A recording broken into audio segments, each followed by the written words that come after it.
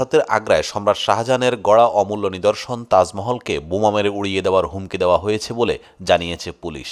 মঙ্গলবার আগ্রায় উত্তরপ্রদেশ রাজ্যে পর্যটন আঞ্চলিক অফিসের ইমেলে এই হুমকি আসার পর তাজমহলের ভেতরে ব্যাপক তল্লাশি চালিয়েছে পুলিশ ও অন্যান্য নিরাপত্তারক্ষীরা।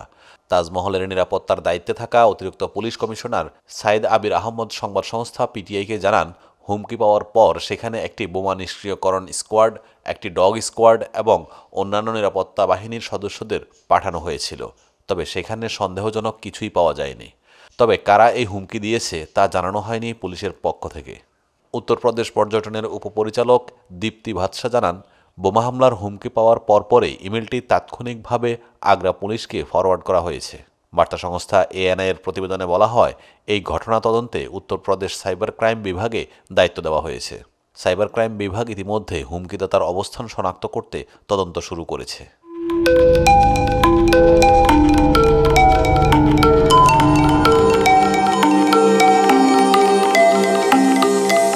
টেক টিভি, দেশ ও দশের কথা বলে।